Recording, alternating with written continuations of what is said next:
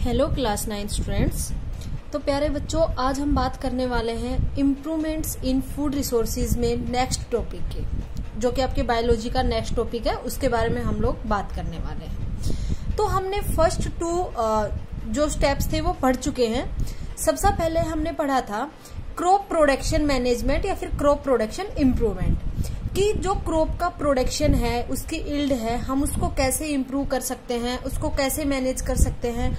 उसमें हमने अलग अलग टाइप के सिस्टम्स के बारे में पढ़ा था, हमने मैन्योर्स के बारे में पढ़ा था, फर्टिलाइजर्स के बारे में पढ़ा था, न्यूट्रिएंट्स के बारे में पढ़ा था, इरिगेशन सिस्टम के बारे में पढ़ा था। उसके बाद हमने बात की थी क्रॉप वैरायटी इम्प्रूवमेंट की, कि क्रॉप की वैरायटीज को हम कैसे इम्प्रूव कर सकते हैं। तो उसमें जो सबसे बेसिक और जो सबसे इम्पोर्टेंट जो टर्म थी वो थी हाइब्रिडाइजेशन, कि आपने 2 वैरायटीज ली जिसमें अदर टाइप की क्वालिटीज प्रेजेंट है। जैसे कि एक क्रॉप में मान लो टेम्परेचर से या फिर किसी भी डिजीज से रेजिस्ट की क्वालिटी थी, दूसरे वाले में उसकी प्रोडक्शन अच्छी थी, उसकी यील्ड अच्छी थी। आप दोनों ने उन दोनों के बीच में क्रॉस करा के एक हाइब्रिडाइज फॉर्म हुआ, एक नया ऑफस्प्रिंग फॉर्म हुआ जिसमें दोनों वैरायटीज प्रेजेंट थी। जिसमें क्या थी? दोनों वैरायटीज प्रेजेंट थी।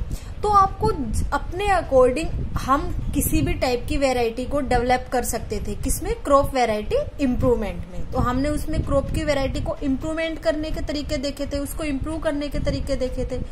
आज हम बात करते हैं क्रॉप प्रोटेक्शन मैनेजमेंट। अब जो क्रॉप है हमें उसको प्रोटेक्ट भी करना पड़ेगा अदर टाइप के माइक्रोब्स से। छोटे छोटे जो कीड़े मकोड़े होते हैं जो लग जाते हैं फसलों में, जो खराब कर देते हैं फसलों को, उनसे कोई भी फसल में खरपतवार जमा इकट्ठी हो, मतलब खड़ी हो गई है, उससे हम उनसे कैसे मतलब क्रॉप की प्रोटेक्शन कर सकते हैं, हम उसके बारे में आज हम लोग बात करेंगे। ठीक है, तो स्टूडेंट्स हम बात करते हैं। Field crops are many infested with a variety of pests. Field crops are infested with a variety of pests. Field crop है वो बहुत सारे टाइप की वेराइटीज होती है पेस्ट्स की, आप आगे पढ़ोगे। उनसे क्या रहता है? इन्फेक्टेड रहता है। क्या रहती है? इन्फेक्टेड रहता है। अब पेस्ट क्या होता है हम वो बात करते हैं। A pest is any destructive organism which causes great economic loss by destroying crop plants or products obtained from them. Paste मतलब वो डिस्ट्रक्टिव ऑर्गेनिज्म। डिस्ट्रक्टिव ऑर्गेनिज्म का मीन्स है जो किसी भी चीज को डिस्ट्रॉय कर दे। मतलब आप अगर वो मान ले फसल में लग गया पेस्ट वगैरह, तो वो फसल को डिस्ट्रॉय कर देंगे, फसल को खत्म कर देंगे। तो वो क्या है? एक डिस्ट्रक्टिव ऑर्गेनिज्म है। Which causes great economic loss. अब मान लो क्रॉप पे पेस्ट लग गई तो हमें इकोनॉमिक लॉस भी होगा इनडायरेक्टली। जब क्रॉप ही अच्छी नहीं होगी, जब आप उसको बेचोगे लास्ट में, जब आप तो आपकी इकोनॉमिक जो वैल्यू है वो कम हो जाएगी। तो इसकी वजह से क्या होगा? इकोनॉमिक लॉस होगा बाय डिस्ट्रॉइंग क्रॉप प्लांट्स, क्योंकि क्रॉप प्लांट्स क्या हो जाएंगे? डिस्ट्रॉय हो जाएंगे या उनके प्रोडक्ट्स डिस्ट्रॉय हो जाएंगे।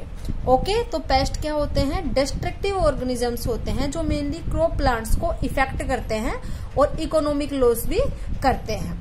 ओके, अब हम बात करते हैं नेक्स्ट की। Pests of crop plants include. अब पेस्ट में क्या क्या आ सकते हैं? वीड्स आ सकती है, खरपतवार, इंसेक्ट्स आ सकते हैं, माइट्स आ सकते हैं, नीमाटोड्स आ सकते हैं, रोडेंट्स आ सकते हैं, फंजाई, बैक्टीरिया एंड वायरसेस।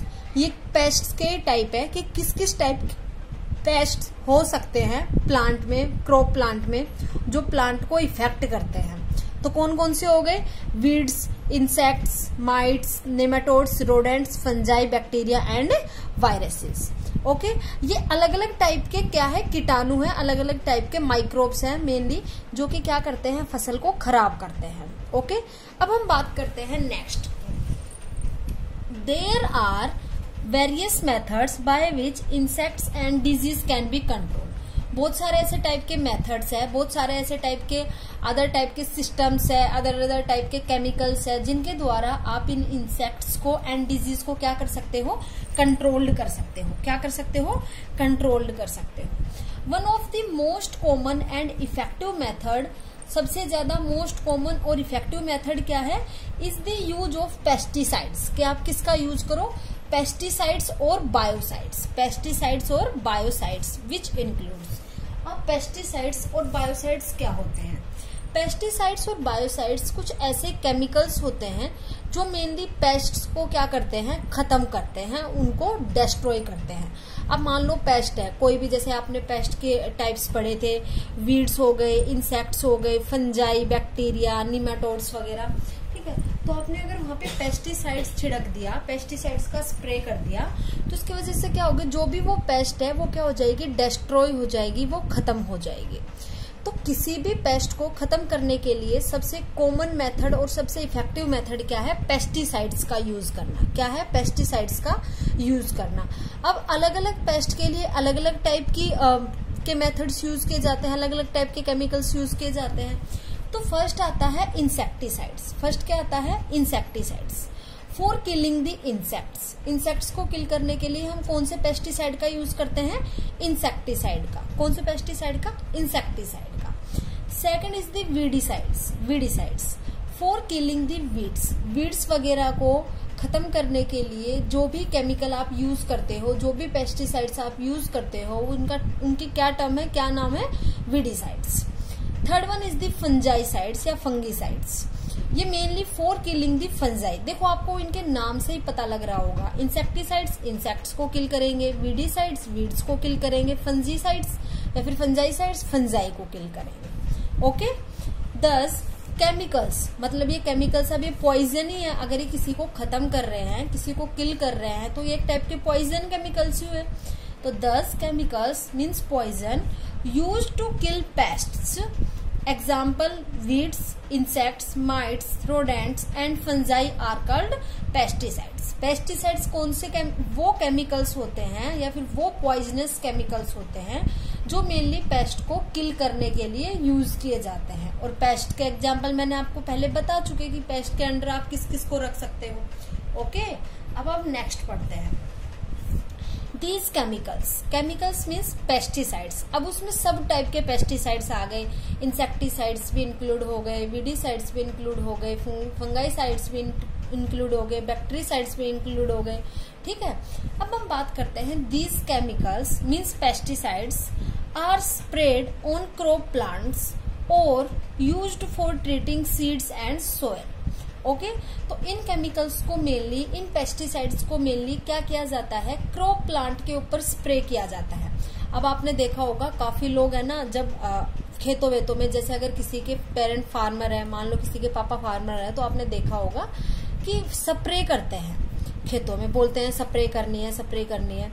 उसका मीनिंग क्या होता है, मतलब वो क्यों जरूरी होती है? तो वो ये जो पेस्ट है, पेस्ट में insects, weedicides, fungi, bacteria, other ये जो भी पेस्ट है, इनको डिस्ट्रॉय करने के लिए, इनको खत्म करने के लिए वो केमिकल्स की स्प्रे की जाती है, ठीक है। और for treating seeds and soil. अब मान लो कोई अब सोयल में भी बहुत सारे टाइप के ऐसे ऑर्गेनिजम्स होते हैं, ऐसे बहुत सारे टाइप के बैक्टीरिया पाए जाते हैं, इंसेक्ट्स पाए जाते हैं जो क्रॉप के लिए हार्मफुल होते हैं। तो सोयल भी ताकि प्योर रहे, सोयल में भी जो हार्मफुल बैक्टीरियाज या फिर हार्मफुल वायरसेस, इंसेक्ट्स प्रेजेंट है जो क्रॉप प्लांट के लिए हानिकारक है, वो भी क्या हो जाते हैं, खत्म हो जाते हैं। वो भी क्या हो जाते हैं, खत्म हो जाते हैं। Okay, some of the preventive measures of pests are the following. कुछ प्रिवेंटिव मेजर्स है, प्रिवेंटिव का मतलब है रोकना, मेजर्स ऑफ पेस्ट, कि कैसे कैसे हम पेस्ट को रोक सकते हैं फसल के लिए। ओके, तो उसके कुछ क्या है, प्रिवेंटिव मेजर्स है कि पेस्ट ताकि ना लगे, कोई भी कीटाणु, कोई भी बैक्टीरिया, फंजाई, कोई भी वीड्स वगैरह अपने क्रॉप प्लांट में, अपने फील्ड में उत्पन्न ना हो, पैदा ना हो, उसके लिए क्या है, कुछ पॉइंट्स है, कुछ प्रिवेंटिव मेजर्स है। वो कौन कौन से हैं कि हमें क्या क्या करना चाहिए क्रॉप प्लांट के लिए या फील्ड के लिए, ताकि जो पेस्ट है वो ना लगे। अब हम उसके बारे में बात करते हैं। ओके प्यारे बच्चों, आ रहा है समझ में? अब हम बात करते हैं फर्स्ट पॉइंट की, use of resistant varieties of crop plants. आपको इस टर्म से ही समझ में आ गया होगा, रेजिस्टेंट वेराइटीज। मैंने आपको लास्ट वीडियो लेक्चर में बताया था what is the meaning of resistant. Okay, तो रेजिस्टेंट वेराइटीज मतलब अब कुछ क्रॉप्स होती है जो टेम्परेचर से सेंसिटिव होती है, मतलब उन्हें ज्यादा टेम्परेचर नहीं चाहिए, उन्हें एक मिनिमम अमाउंट में ही एक टेम्परेचर चाहिए होता है। तो अब ऐसी फसल जो सेंसिटिव है उनका अगर आप यूज करोगे तो आप उनका यूज अब किसी भी टाइप की सोयल में या किसी भी टाइप के टेम्परेचर में नहीं कर सकते।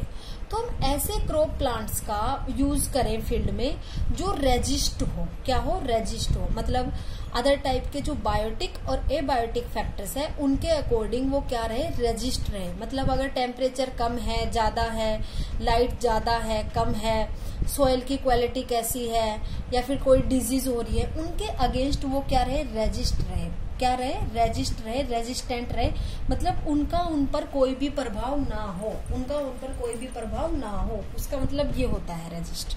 ओके, तो ऐसे टाइप की क्रॉप प्लांट्स की वेराइटीज हमें मेनली उगानी चाहिए अपने फील्ड में। Second is the selection of optimum time of sowing the crops. हमें ऐसे टाइम पीरियड का मेनली एकदम एक्यूरेट टाइम पीरियड का क्या करना चाहिए? सिलेक्शन मीन्स हमें ऐसे टाइम पे ही फसल को उगाना चाहिए। सोइंग मतलब उगाना। हमें ऐसे टाइम पे ही फसल को उगाना चाहिए जो उस क्रॉप की यील्ड के लिए, उस क्रॉप की ग्रोथ के लिए, डेवलपमेंट के लिए क्या हो? एक्यूरेट टाइम हो, ऑप्टिमम टाइम हो। ऐसा नहीं कि आपने आगे पीछे उगा दी, क्योंकि एक सीजन होता है हर क्रॉप का ग्रो करने का, ठीक है, तो वो उसी सीजन में अच्छे से ग्रो कर सकती है। अब जैसे एग्जाम्पल ले लो, आपने सर्दियों में मान लो मस्टर्ड उगाई है, अब गर्मियां हैं तो अब आप वहां पे कपास या फिर अदर बाजरा वगैरह उगा रहे हो, ठीक है, लेकिन आपने टाइम पीरियड चेंज कर दिया। अब आप मान लो मस्टर्ड उगा रहे हो, सपोज करो एक्सचेंज कर दिया मैंने कि आप गर्मियों में मान लो मस्टर्ड उगा रहे हो, तो सीधी सी बात है वहां पे पेस्ट ज्यादा होंगे, ठीक है। तो हमें एक ऑप्टिमम टाइम के अकॉर्डिंग ही किसी भी क्रॉप को उगाना चाहिए फील्ड में। Okay, third is the crop rotation, जो कि मैंने आपको बता चुका, बहुत ही ज्यादा मतलब बेनिफिशियल है। कोई भी पेस्ट वगैरह ना लगे, सोइल की फर्टिलिटी अच्छे से रहे, ये पॉइंट मैंने आपको क्लियर कर चुका है लास्ट टू लास्ट वीडियो में। Crop rotation and multiple cropping, multiple cropping भी मैंने आपको कर चुका है, ठीक है। तो क्या है कि crop rotation and multiple cropping भी एक ऐसे प्रिवेंटिव मेजर्स है जिसकी वजह से पेस्ट या कोई भी इंसेक्ट, बैक्टीरिया किसी मतलब क्रॉप में नहीं लगेंगे। Okay, next is the clean cultivation. अब मान लो क्लीन कल्टीवेशन का है, आपने मान लो सरसों निकलवा ली, अब वहां पे जो भी मान लो कोई भी गंदा कूड़ा कचरा निकलता है सरसों का या जो भी है, आपने उसको वहां से क्लीन नहीं किया, तो ये भी एक रीजन हो सकता है वहां पे इंसेक्ट्स वगैरह उत्पन्न होने का, कोई भी बैक्टीरिया उत्पन्न होने का, या वायरसेस वगैरह वहां पे प्रोड्यूस होने का, वहां पे उनका फॉर्मेशन होने का। ओके, तो जरूरी है कि हम जिस फील्ड में क्रॉप लगा रहे हैं वो क्लीन हो। क्या हो? वो क्लीन हो। And fifth is this summer plugging. Summer में प्लगिंग करना क्या होता है? सबसे ज्यादा इम्पोर्टेंट होता है ताकि पेस्ट वहां पे ना लगे। गर्मियों में प्लगिंग करना क्या होता है? सबसे ज्यादा इम्पोर्टेंट होता है किसी भी पेस्ट के प्रिवेंशन के लिए, किसी भी पेस्ट के प्रिवेंशन के लिए। अब नेक्स्ट देखो, फॉर एग्जाम्पल, अब मैं इसका एग्जाम्पल दे रही हूँ समर प्लगिंग का।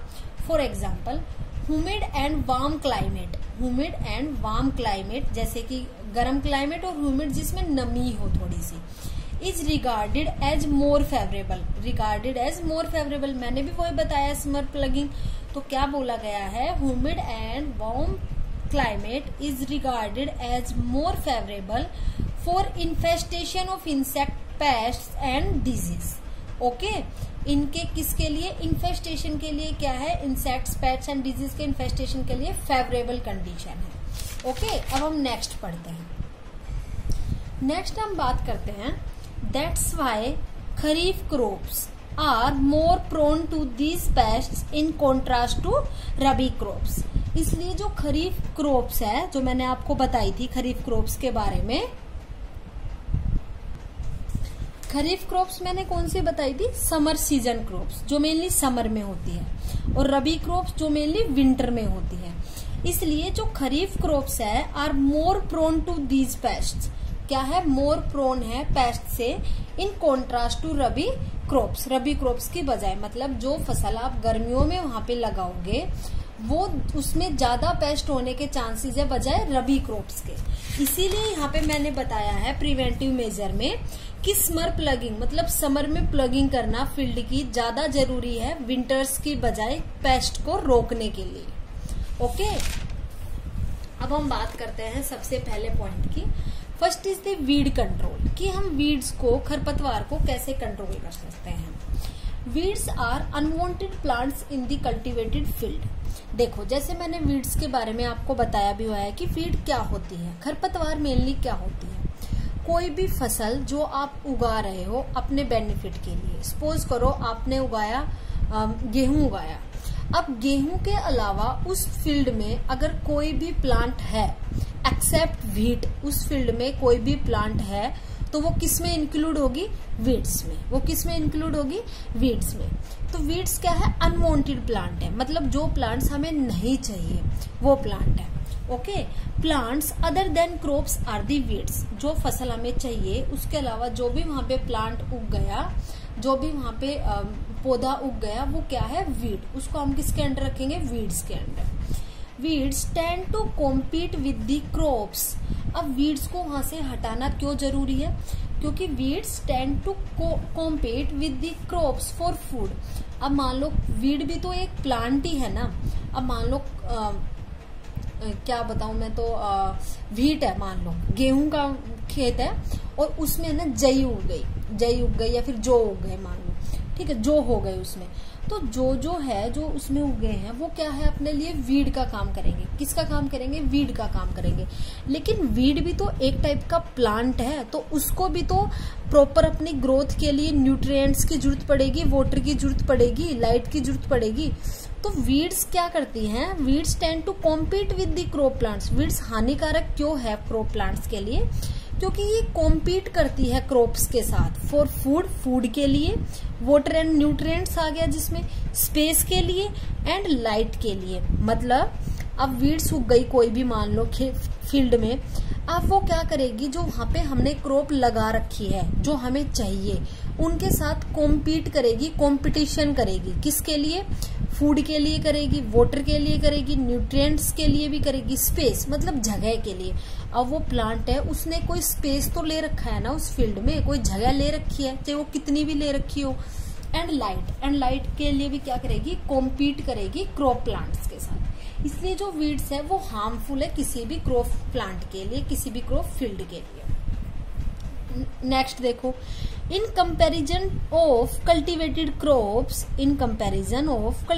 Crops the seeds of weeds, मतलब जो हमने क्रॉप को कल्टीवेट कराया है। जैसे मैंने एग्जांपल दिया गेहूं वाला, तो गेहूं अपनी कौन सी क्रॉप हो गई, कल्टीवेटिंग क्रॉप या कल्टीवेटेड क्रॉप जो हमें चाहिएगी, ठीक है, जिसको हम कल्टीवेट कराएंगे।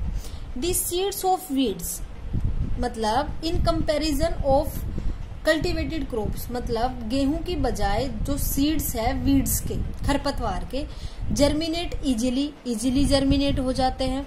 देयर सीडलिंग्स ग्रो फास्टर, इनके सीड्स है वो जल्दी से जर्मिनेट कर जाते हैं, फास्टली ग्रो करते हैं। दे फ्लावर अर्ली, ये फ्लावरिंग भी अर्ली मतलब जल्दी कर देते हैं। Their seeds production begins after a short growth period, मतलब सीड का प्रोडक्शन होने लग जाता है कुछ शॉर्ट ग्रोथ पीरियड के बाद ही, मतलब थोड़ा सा उसकी ग्रो हुई और उसके बाद ही वो सीड का प्रोडक्शन करने लग जाता है। अब वो सीड का अगर प्रोडक्शन करेंगे तो वो सीड साइड में बिखर जाएंगे, ठीक है। मान लो सीड्स है, अब वो मान लो जो वीड है उसके सीड से साइड में बिखरने लग गए तो और ज्यादा वीड उग जाएगी। तो वीड क्या है, क्रॉप के लिए हानिकारक है। And they produce large number of seeds, और क्या करेंगे, produce large number of seeds को क्या करेंगे, प्रोड्यूस करेंगे। तो अपनी जो कल्टीवेटेड क्रॉप है जो हमें चाहिए, जैसे कि वीट हमें चाहिए, उसके कंपैरिजन में जो वीड्स है वो इजीली जर्मिनेट हो जाते हैं, उसके सीड्स है वो ग्रो भी फास्टली करते हैं, वो फ्लावरिंग भी जल्दी कर देते हैं, और उनके जो सीड का प्रोडक्शन है वो भी प्लांट में जल्दी होने लग जाता है। ओके, अब हम बात करते हैं नेक्स्ट पॉइंट की।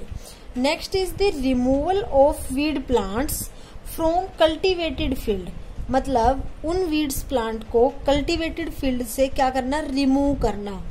In early stage of crop मतलब आपने क्रॉप को उगाई है और अभी आपके सीड्स है वो जर्मिनेट ही करने लगे हैं, तभी अगर आप वीड्स के अकॉर्डिंग वहां पे कोई भी स्प्रे वगैरह कर दो या कोई ऐसे केमिकल्स डाल दो जो वीड्स को खत्म कर दे, वो क्या है, नेसेसरी है। क्यों, is essential to harvest high input returns in terms of high yield.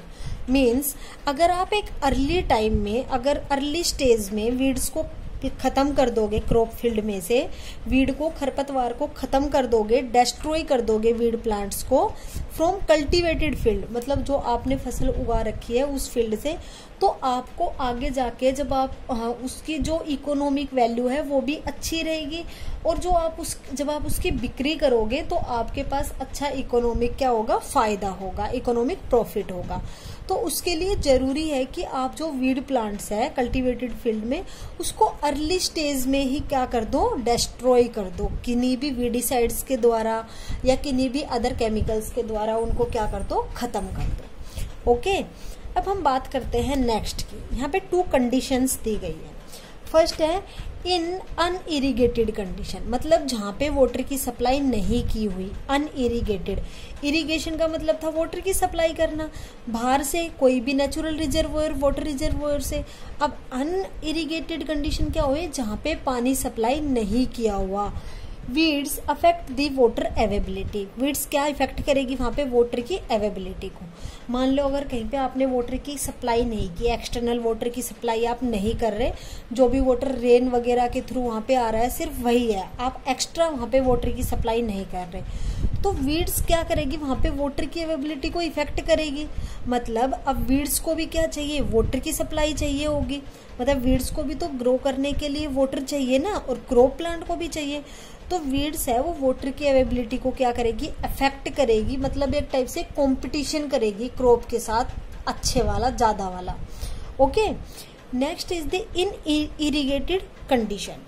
अब इरिगेटेड कंडीशन में क्या है, वाटर की सप्लाई कर रखी है आपने, ठीक है, एक्सटर्नल वाटर की सप्लाई आपने कर रखी है, तो there is a competition for nutrient uptake. अब वहां पे वाटर के लिए तो इतना कॉम्पिटिशन नहीं होगा, क्योंकि आप दे रहे हो वाटर, बाहर से सप्लाई कर रहे हो, पर यहाँ पे किसके लिए कॉम्पिटिशन ज्यादा हो जाएगा, न्यूट्रिएंट्स के लिए, न्यूट्रिएंट अपटेक के लिए क्या हो जाएगा, कॉम्पिटिशन इंक्रीज हो जाएगा between weeds and crop plants. अब अनइरिगेटेड कंडीशन और इरिगेटेड कंडीशन में पता लग गया कहाँ किसके लिए कंपटीशन ज्यादा होगा और क्यों ज्यादा होगा। तो बच्चों अपने बात की इतनी। अब हम एक एग्जाम्पल के बेस पे देखते हैं। फॉर एग्जाम्पल, बार्ले और mustard plants act as weed in a weed field. अब मान लो बार्ले और मस्टर्ड का आपने प्लांट मतलब आपने वीड उगाया है मेनली अपने पर्पज के लिए, आपको गेहूं चाहिए, लेकिन अगर उसमें बार्ले और मस्टर्ड के प्लांट्स भी उग गए, ठीक है, तो वो किसकी तरह एक्ट करेंगे, वीड्स की तरह एक्ट करेंगे, क्योंकि मैंने बताया द फील्ड क्रॉप या फिर the plant other than crop plant is known as weeds. वो प्लांट जो क्रॉप्स के अलावा वहां पे उग गया वो किसके अंडर आएगा, वीड्स के अंडर आएगा।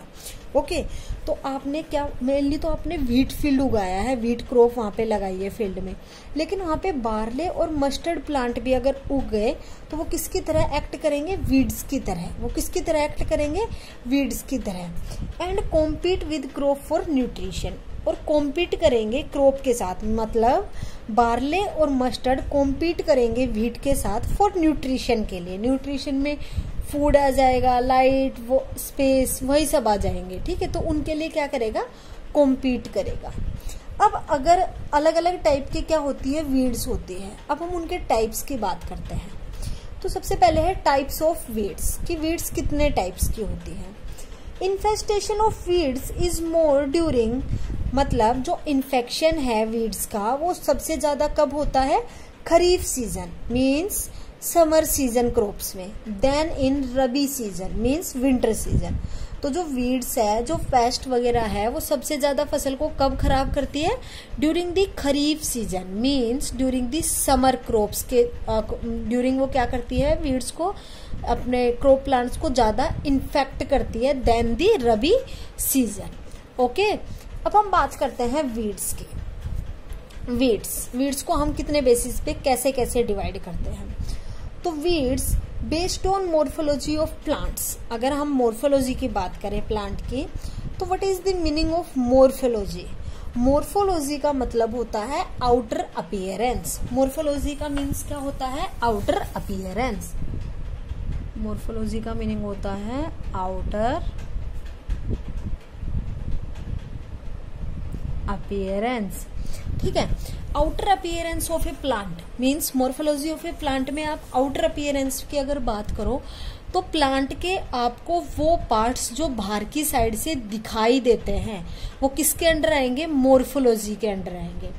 जैसे कि लीव्स हो गई, उसकी स्टेम हो गई, उसके फ्रूट्स हो गए, उसके फ्लावर्स हो गए, ये सारे किस में आएंगे, उसके मॉर्फोलॉजिकल स्ट्रक्चर्स में। प्लांट के मॉर्फोलॉजिकल स्ट्रक्चर्स में सारे आउटर पार्ट आएंगे जो आपको दिखाई देते हैं अपनी नेक्ड आईज से। ओके, तो वीड्स को क्या किया गया, डिवाइड किया गया on the basis of morphology of plants, plant की मॉर्फोलॉजी के बेसिस पे। फर्स्ट था narrow leaf weeds. Narrow leaf weeds का मतलब है जिसकी लीफ है वो क्या हो, छोटी हो, नैरो हो, उसके बेसिस पे। And second is the broad leaf weeds, जिसकी जो लीफ है वो कैसी हो, ब्रॉड लीफ हो, कैसी हो, ब्रॉड लीफ हो, उसके बेसिस पे। तो जो नैरो लीफ वीड्स थी उसको हमने बोला मोनोकोट वीड्स, जिसमें एक कोट प्रेजेंट हो, एक कोटिलीडन प्रेजेंट हो, उसको हम क्या बोलेंगे, मोनोकोट वीड्स।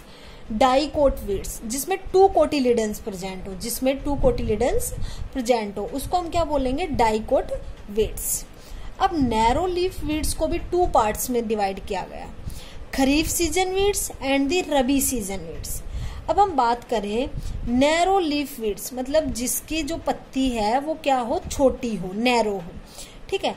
तो खरीफ सीजन वीड्स मतलब समर के टाइम पे, तो हमने एग्जांपल दिया वाइल्ड सोरगम। सोरगम का मतलब होता है ज्वार, तो वाइल्ड सोरगम का मतलब है जंगली ज्वार, जो मेनली उगाई जाती है फील्ड्स वगैरह में। ओके, तो जब आप अगर उसके लीफ को देखोगे तो वाइल्ड सोरगम क्या है, एज ए वीड का काम करती है। क्यों? क्योंकि ये पशुओं के लिए भी हानिकारक होती है, ये पशुओं को भी नहीं खिलाई जाती। तो जब आप इसको देखोगे, जंगली ज्वार को आप देखोगे मेनली, तो इसके जो लीव्स होते हैं वो बहुत ही स्मॉल होते हैं, क्या होते हैं, बहुत मतलब नैरो होते हैं बहुत ही। Okay, and second is the rabi season weeds, जो आप सर्दियों में देखोगे, ठीक है। तो उसका एग्जाम्पल है वाइल्ड ओट। वाइल्ड ओट अगर आप देखोगे, जंगली ओट अगर आप देखोगे, तो उसके भी लीव्स क्या होते हैं, नैरो होते हैं।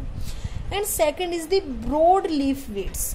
ब्रॉड लीफ वीड्स के भी आप क्या होते हैं, 2 पार्ट्स होते हैं, इसको भी 2 पार्ट्स में डिवाइड किया गया है। First is the crop season weeds, kharif season weeds. Second is the rabi season weeds, वही खरीफ सीजन वीड्स में जो मेनली समर्स में उगाई जाएंगी और जिनके जो लीव्स है वो ब्रॉड होंगे, क्या होंगे, उनके लीव्स ब्रॉड होंगे, हम उसकी बात करते हैं। तो खरीफ सीजन वीड्स में हमने सबसे पहले एग्जाम्पल लिया है अमरैंथस विरिडिस। अमरैंथस विरिडिस, इसको हम क्या बोलते हैं, चौड़ाई, क्या बोलते हैं, चौड़ाई। अगर आप उसके लीव्स देखोगे तो उसके लीव्स कैसे होते हैं, ब्रॉड होते हैं, कैसे होते हैं, ब्रॉड होते हैं।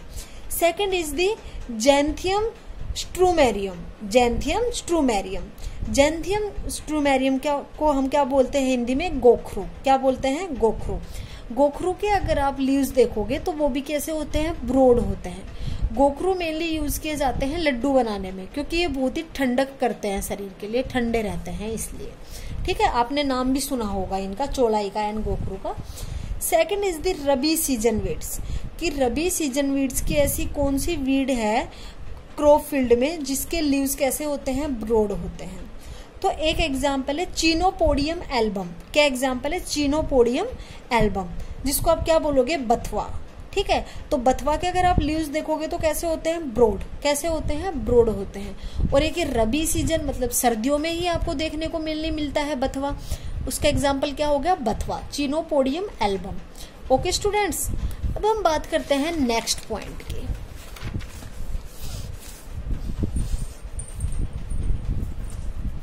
Next is the methods of weed control, कि कौन कौन से ऐसे मेथड है जिसकी वजह से हम वीड को कंट्रोल कर सकते हैं, कौन कौन से ऐसे मेथड्स है जिनकी वजह से हम वीड्स को कंट्रोल में कर सकते हैं, ठीक है। तो सबसे पहला मेथड है मैकेनिकल मेथड्स। क्या सा मेथड है, मैकेनिकल मेथड्स। तो मैकेनिकल मेथड्स में क्या क्या इंक्लूड होता है हम उसकी बात करते हैं। सबसे पहले आता है अपरूटिंग। अपरूटिंग का मतलब है आपने उसको क्या कर दिया, मतलब जैसे नलाव वगैरह करते हैं ना खेतों में कसिए से, तो उसको हम क्या बोलेंगे, अपरूटिंग। हैंड होइंग, मतलब आपने स्क्रैपिंग, हैंड ओइंग का मतलब क्या है, स्प्रैकिंग, किसी भी खुरपे से, किसी भी खुरपी वगैरह से, दराती वगैरह से आपने क्या किया, उसका एक टाइप से उस मतलब ऐसा उस क्रॉप को, उसकी मिट्टी विट्टी हटा के उसको ऐसी स्ट्रक्चर प्रोवाइड की कि ताकि वहां पे वीड ना लगे। प्लगिंग हलना वगैरह वो भी जरूरी है।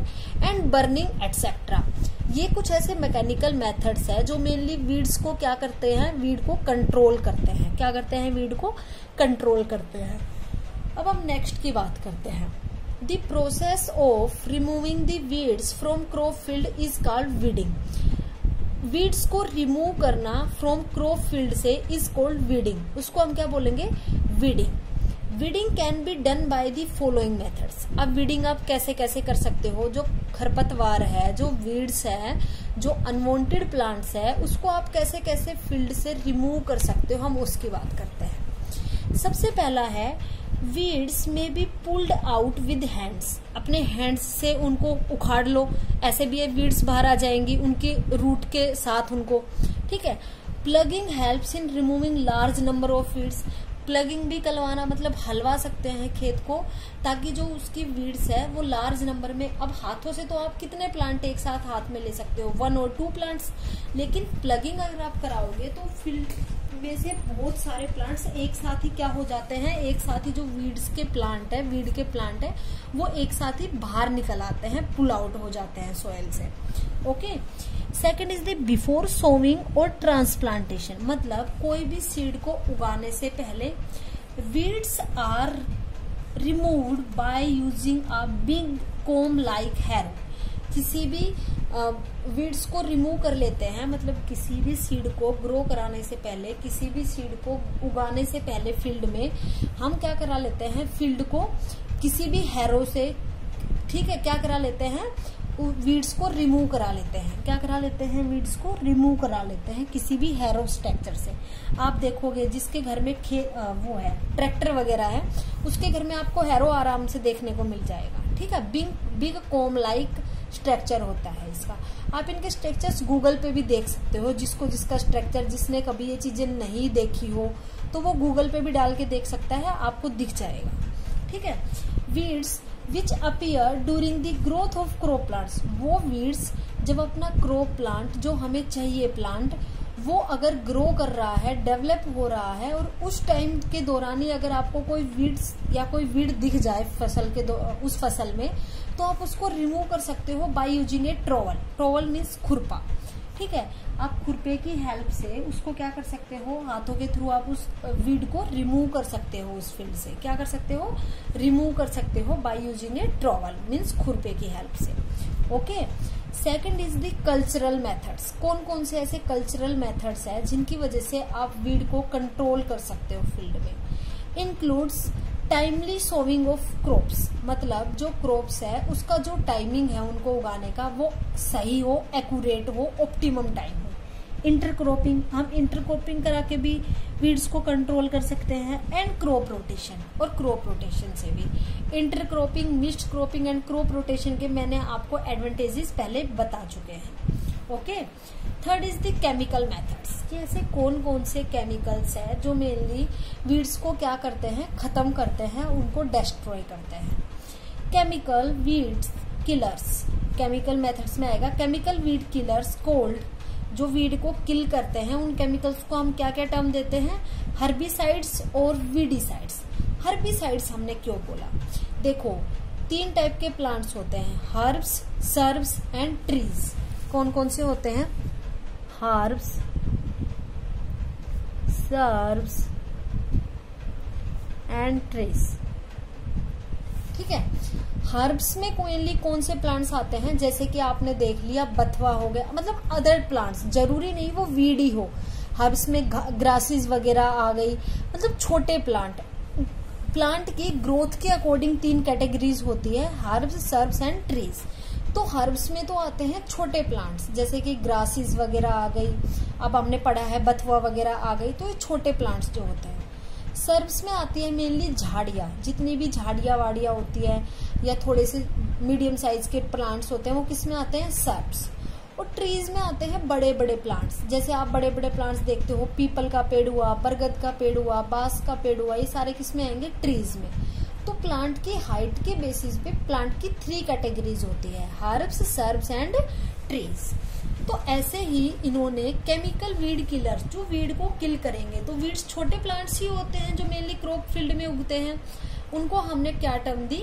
उन केमिकल्स को हर्बिसाइड्स, जो हर्ब को खत्म कर रहे हैं, और वीडिसाइड्स, मेनली जो वीड्स को, अनवांटेड प्लांट्स को खत्म कर रहे हैं, डिस्ट्रॉय कर रहे हैं, किल कर रहे हैं। Are spread on weeds to destroying them, मतलब हमने स्प्रे किया उनको वीड्स के ऊपर टू डिस्ट्रॉय देम, उनको किल करने के लिए। अब एग्जाम्पल क्या है वीडिसाइड्स के? सबसे पहला एग्जाम्पल है एट्राजिन। क्या है? Atrazine. Second is the fluchloralin, fluchloralin, ठीक है। Third is the isoproturon, isoproturon. आपको ये तीनों एग्जाम्पल में से कोई एक जरूर याद रखना है केमिकल मेथड्स में, okay. Fourth is the biological method, कि कौन सा बायोलॉजिकल ऐसे मेथड्स है जिनसे हम वीड्स को क्या कर सकते हैं? कंट्रोल कर सकते हैं। तो हम इसमें देखते हैं, चलो स्टूडेंट्स आगे। involves the deliberate use of insects or some other organisms which consume and destroy the weed plants। हम ऐसे इंसेक्ट्स और कुछ अदर ऑर्गेनिजम्स का यूज करते हैं प्लांट में, मतलब क्रॉप फील्ड में, ताकि जो वहां पे वीड्स वगैरह है, वो इंसेक्ट्स है, वो उन वीड्स को कंज्यूम कर ले, मतलब खा ले, या फिर उनको डिस्ट्रॉय कर दे। जैसे मैंने आपको एग्जाम्पल दिया था पीछे, जो मैंने आपको वीडियो बनाई है वहां पे स्टार्टिंग में, कि अर्थवॉर्म को हम इको फ्रेंडली भी बोलते हैं, फार्मर्स फ्रेंड भी बोलते हैं, इको फ्रेंडली भी बोलते हैं। क्यों? क्योंकि उनको भी एज इन वीड्स को कंज्यूम करने या डिस्ट्रॉय करने के लिए भी हम यूज कर सकते हैं बायोलॉजिकल कंट्रोल में, ओके।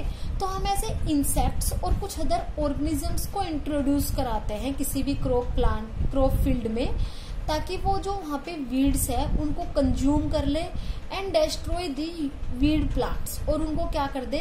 वीड प्लांट्स को डिस्ट्रॉय भी कर दे, ठीक है। और अर्थवॉर्म्स वैसे भी प्लांट के लिए अच्छे होते हैं, मतलब वो अदर टाइप के जो पेस्ट वगैरह है उनको भी खा लेते हैं, कंज्यूम कर लेते हैं, ठीक है। इसलिए एग्जाम्पल है aquatic weeds are controlled. Aquatic का एग्जाम्पल है, मीन्स जो वाटर में पाई जाती है वीड्स। एक्वेटिक का मीन्स है जो वाटर बॉडीज, मेनली जो वाटर में पाई जाती है weeds, are controlled by the fish grass carp, ठीक है। फिश ग्रास कार्प के द्वारा वो क्या कर ली जाती है? कंज्यूम कर ली जाती है एक्वेटिक वीड्स को, ठीक है।